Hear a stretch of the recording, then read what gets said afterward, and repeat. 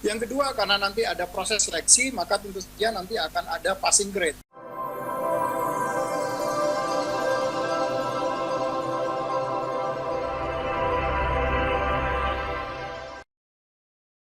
Kepada yang terhormat Bapak Suharmen, waktu dan tempat kami persilahkan. Terima kasih, Mbak Moderator. Assalamualaikum warahmatullahi wabarakatuh. Selamat siang, Mbak.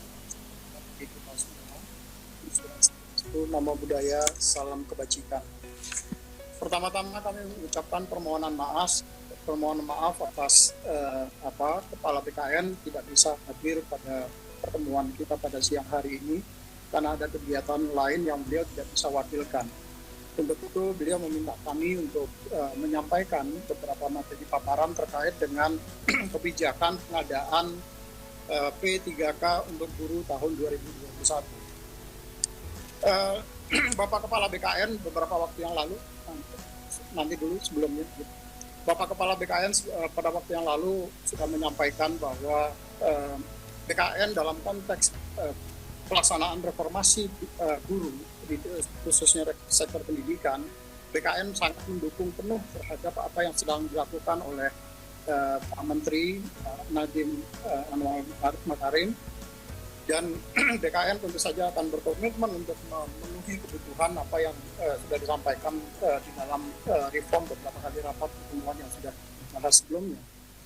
Untuk itu, sesuai dengan agenda yang disampaikan kepada Kepala BKN, kami akan sampaikan bagaimana kebijakan terkait dengan pengadaan guru P3K ini pada tahun 2021. Mungkin langsung ke slide ketiga.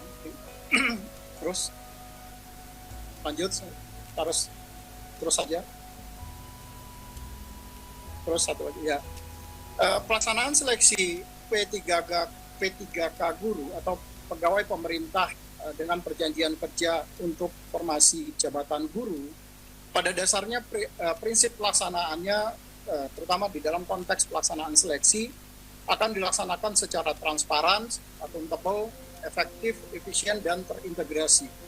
Transparan tentu saja sebagaimana proses pelaksanaan seleksi calon pegawai negeri sipil ataupun calon pegawai P3K tahap pertama yang sudah dilakukan beberapa waktu yang lalu, di mana semua publik masyarakat akan bisa mengontrol, melihat dari capaian yang diperoleh oleh setiap peserta seleksi. Sehingga tidak ada kemudian di dalam proses seleksi ada yang merasa dirugikan atau ada yang merasa dicurangi di dalam terhadap capaian seleksi yang dilakukan oleh setiap peserta.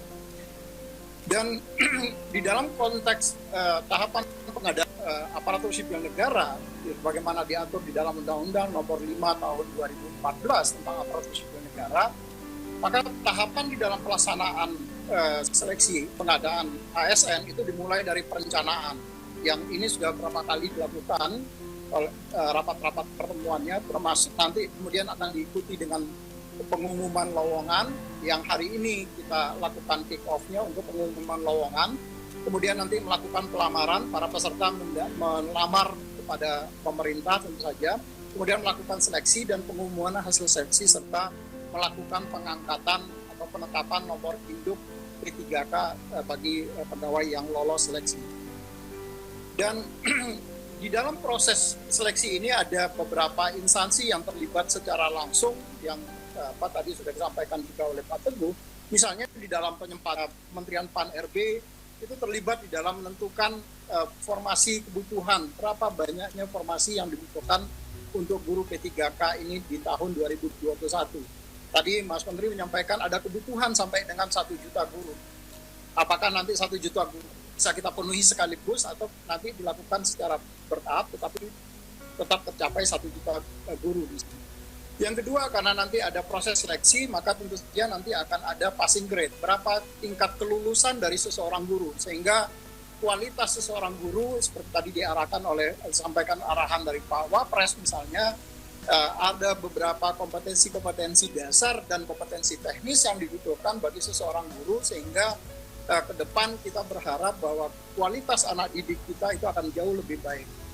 Nah, dari sisi BKN tentu saja kami di dalam konteks pendaftaran, semua proses yang dilakukan oleh BKN mulai dari pendaftaran itu sudah menggunakan teknologi informasi. Kita mulai dari pendaftaran kita menggunakan sistem seleksi calon aparatur sipil negara untuk P3K, di mana semua peserta nanti akan membangun pesertanya, kemudian mereka registrasi pendaftaran dan termasuk juga melakukan pencetakan kartu ujian. Semua dilakukan by system. Data yang terdaftar, mereka yang mendaftar, kemudian datanya akan terintegrasi dengan data Dapodik untuk melihat, karena tadi dibatasi bahwa P3K guru ini, itu scopingnya dibatasi bahwa diprioritaskan untuk guru yang sekarang sudah menjadi honorer, yang dia datanya terdaftar di Dapodik, kemudian data yang guru yang sekarang ada di data THK2, serta data guru yang sudah seleksi lulus PPG yang sebagaimana yang program sertifikasi yang dikeluarkan oleh teman-teman di Kementerian Pendidikan.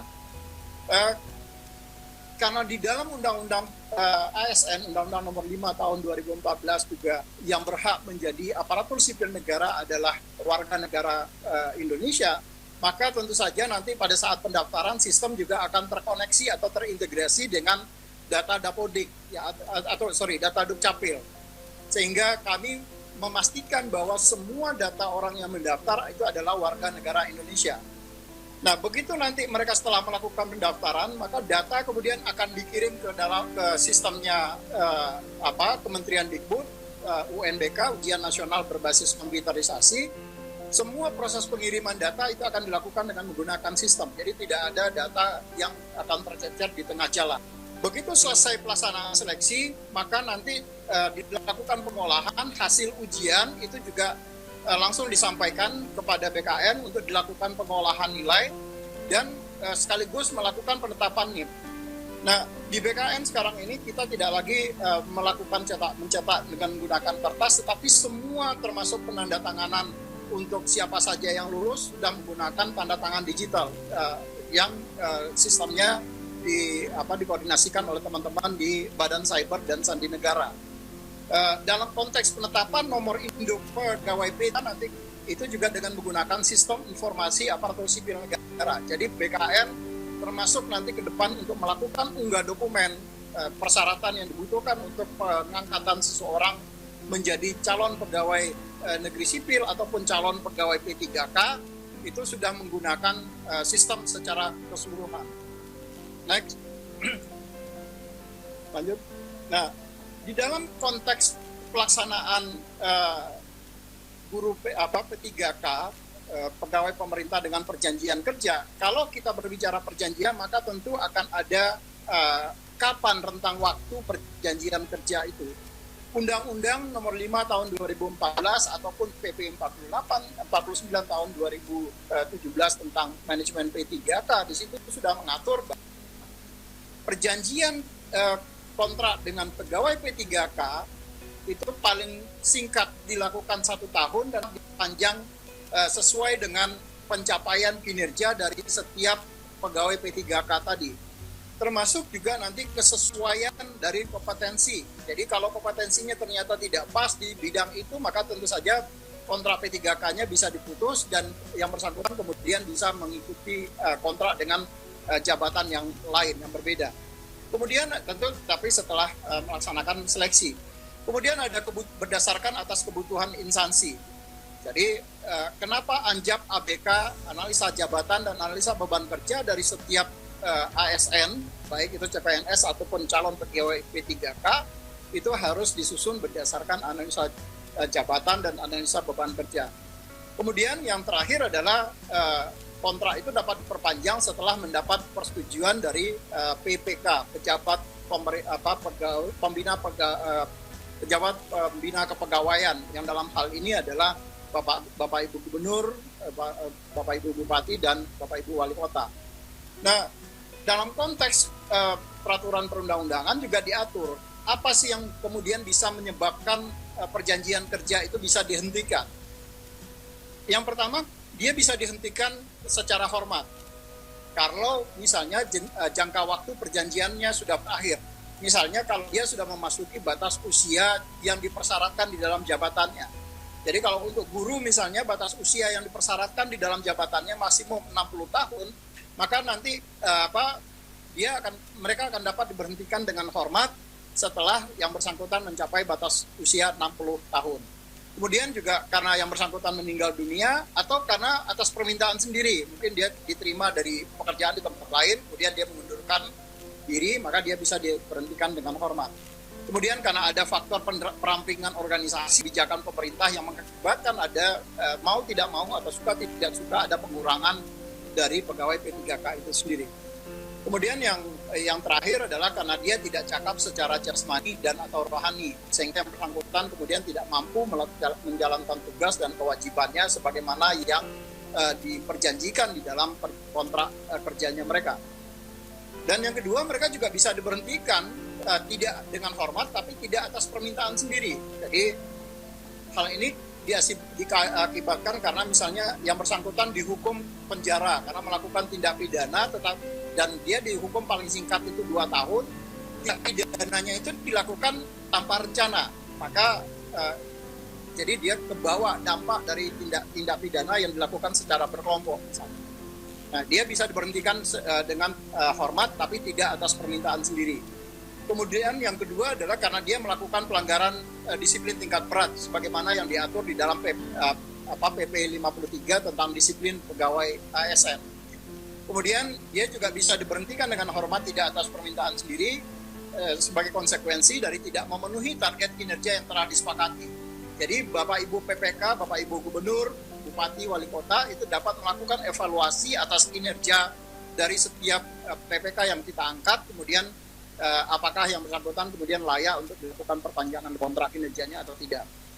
Kemudian yang ketiga adalah dia bisa diberhentikan dengan tidak hormat apabila kalau dia melakukan penyelewengan terhadap Pancasila dan Undang-Undang Dasar, maka dia bisa diberhentikan dengan tidak hormat. Kemudian dia dihukum penjara atau kurungan karena telah melakukan tindak pidana kejahatan jabatan. Jadi dia melakukan korupsi yang ada hubungannya dengan jabatan, dan itu kemudian sudah ditetapkan oleh keputusan pengadilan, maka dia bisa diberhentikan dengan tidak hormat. Yang selanjutnya adalah kalau dia ikut menjadi anggota atau pengurus partai politik. Ini tidak hanya berlaku bagi pegawai P3K, tetapi juga berlaku bagi pegawai negeri sipil. Jadi kalau dia menjadi partai politik, maka yang bersangkutan kemudian dapat diberhentikan dengan tidak hormat. Dan yang terakhir adalah yang bersangkutan kemudian dihukum penjara karena melakukan tindak pidana yang diancam dengan pidana penjara paling singkat 2 tahun atau lebih, dan pidana tersebut dilakukan secara berencana. Jadi sudah ada tindakan-tindakan yang berdampak terhadap tindakan pidana yang kemudian yang bersangkutan di penjara. Ini kemudian bisa diberhentikan dengan tidak hormat bagi pegawai P3K yang tadi. Itu mungkin beberapa hal yang perlu kami sampaikan dari sisi Badan Kepegawaian Negara, dan atas perhatiannya kami ucapkan terima kasih. Assalamualaikum warahmatullahi wabarakatuh.